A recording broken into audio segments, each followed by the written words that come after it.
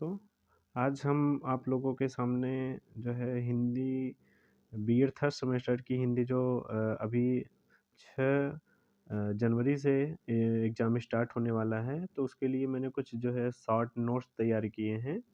तो आप लोग इसको पढ़कर अपने एग्ज़ाम में अच्छे मार्क्स ला सकते हैं।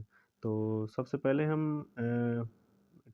वर्तनी टॉपिक से स्टार्ट करेंगे। इसका जो है शॉर्ट नोट, ताकि आप लोग को ऐसा नोट्स प्रोवाइड कराएँगे कि आपको एकदम अच्छे से और एकदम अच्छी भाषा में समझ में आए।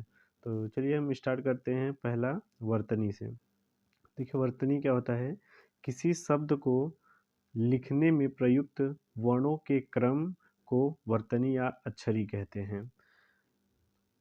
अंग्रेजी में वर्तनी को स्पेलिंग तथा उर्दू में हिज्जे कहते हैं।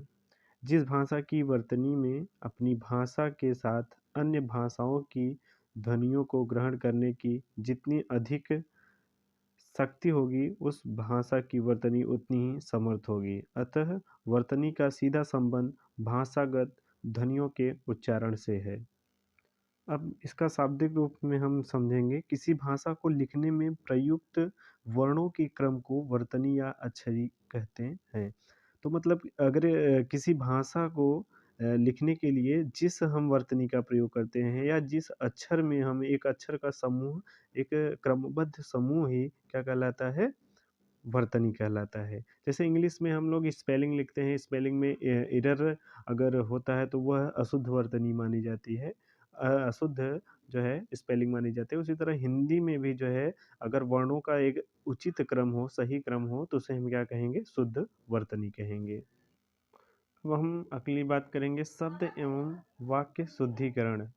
तो वाक्य भाषा की अत्यंत महत्वपूर्ण इकाई होती है। अतएव लिखने या बोलने के समय इस बात को ध्यान रखना चाहिए कि हमारे द्वारा जो कुछ लिखा या कहा जाए वह बिल्कुल स्पष्ट, सार्थक और व्याकरण की दृष्टि से शुद्ध हो। साथ ही विराम चिन्हों का भी उचित जगहों पर प्रयोग होना चाहिए। अब इसके आगे हम देखते हैं कि जैसे कुछ शुद्ध वाक्य और अशुद्ध वाक्य। जैसे आहार है, कुछ लोग जो है बोलने में आहार को अहार बोलते हैं, तो इसका आहार का शुद्ध रूप क्या है? आहार। अत्यधिक का अत्याधिक, अधीन का अधीन, साप्ताहिक का साप्ताहिक, नाराज का नाराज। अब हम बात करते हैं संधि की परिभाषा, प्रकार और उनके कुछ उदाहरण। तो सबसे पहले देखेंगे संधि। संधि क्या होता है? दो वर्णों या ध्वनियों के मेल को संधि कहते हैं। जब दो वर्ण या दो ध्वनियाँ एक साथ मिलती हैं, तो उनके मेल को क्या कहते हैं? संधि कहते हैं। तो अब देखेंगे संधि के प्रकार। संधि के 3 प्रकार होते हैं। पहला स्वर संधि, दूसरा व्यंजन संधि और तीसरा विसर्ग संधि। तो इसके उदाहरण हम देखते हैं। जैसे संधि क्या होता है? उसके उदाहरण देव प्लस आलय, देव और आलय मिलके क्या बनते हैं? देवालय। जगत और नाथ मिलके क्या बनते हैं? जगन्नाथ। जैसे मनः प्लस योग, मनः और योग मिलके क्या बनते हैं? मनोयोग। अब इसके बाद हम लोग देखते हैं, सबसे पहला संधि हमारा है स्वर संधि। तो स्वर संधि क्या होता है? स्वर के बाद स्वर आए, अर्थात दो स्वरों के मेल से जो विकार होता है उसे स्वर संधि कहते हैं।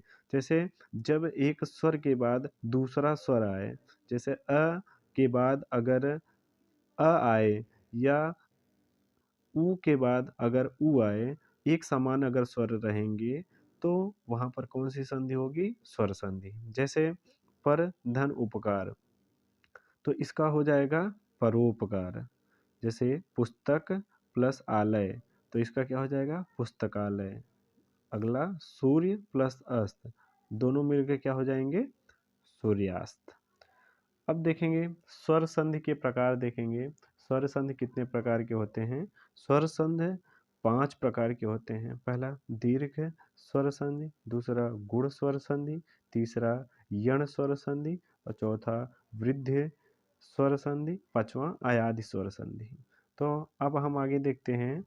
तो इसमें सबसे पहले जो है हमारा, अब अगला हम देखेंगे व्यंजन संधि। व्यंजन संधि क्या होता है? जब किसी व्यंजन का मेल किसी स्वर या व्यंजन से होता है तो उसे व्यंजन संधि कहते हैं, या तो उस व्यंजन में आने वाला परिवर्तन व्यंजन संधि कहलाता है। अर्थात जब किसी व्यंजन का मेल किसी स्वर या व्यंजन से होता है तो उस व्यंजन में आने वाले परिवर्तन को व्यंजन संधि कहते हैं। जैसे अब इसका उदाहरण देखिए, जैसे दिक प्लस गज बराबर क्या हो जाएगा? दिग्गज। अगला होगा वाक धन ईस बराबर क्या हो जाएगा? वागीस। अगला है अप धन ज, तो इसका हो जाएगा अब्ज। अब आगे हम देखेंगे विसर्ग संधि। अगला क्या आ जाएगा? विसर्ग संधि। तो विसर्ग संधि क्या होता है? विसर्ग का स्वर या व्यंजन के साथ मेल होने पर जो परिवर्तन होता है उसे विसर्ग संधि कहते हैं। जैसे धनु प्लस टकार क्या हो जाएगा? धनुष टकार। अगला निह धन चल बराबर क्या हो जाएगा? निश्चल। अगला निह धन तार बराबर क्या हो जाएगा? निस्तार। अगला दुह प्लस शासन बराबर क्या हो जाएगा? दुशासन। अब हम आगे की ओर आते हैं, तो अगला हमारा क्या आ जाएगा?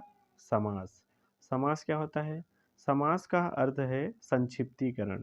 समास का क्या अर्थ है? संक्षिप्तीकरण। अतः इसका अर्थ होता है छोटा रूप, अर्थात जब दो या दो से अधिक शब्दों से मिलकर जो नया शब्द और छोटा बनता है उस शब्द को समास कहते हैं।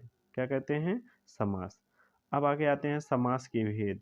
समास कितने प्रकार के होते हैं? समास 6 प्रकार के होते हैं। कौन कौन? पहला अव्ययी भाव समास, दूसरा तत्पुरुष समास, तीसरा कर्मधारय समास, चौथा द्विगु समास, पांचवा द्वंद्व समास, छठवां बहुव्रीहि समास। अब सबसे पहले हम देखेंगे पहला अव्ययी समास। अव्ययी समास क्या होता है? जिस समास का पहला पद प्रधान हो और वह अव्यय हो तो उसे अव्ययी भाव समास कहते हैं। जैसे यथा मति, इसका अर्थ होता है मति के अनुसार। दूसरा आमरण, आमरण का मतलब क्या होता है? मृत्यु कर। क्या होता है? मृत्यु कर। दूसरा है तत्पुरुष समास। अब देखेंगे तत्पुरुष समास किसे कहते हैं?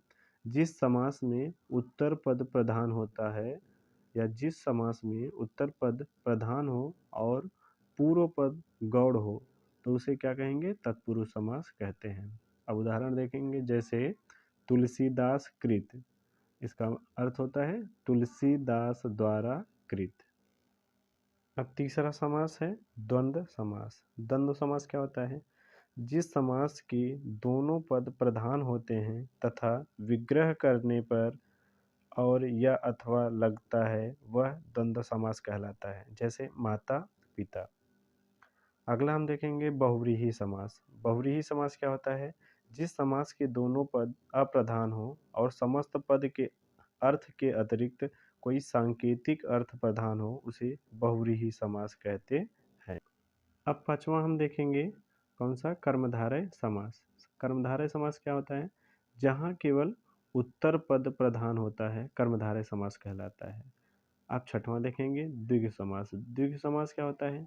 जहाँ पद के प्रारंभ में संख्यावाचक शब्द आता है उसे क्या कहते हैं? द्विगु समास।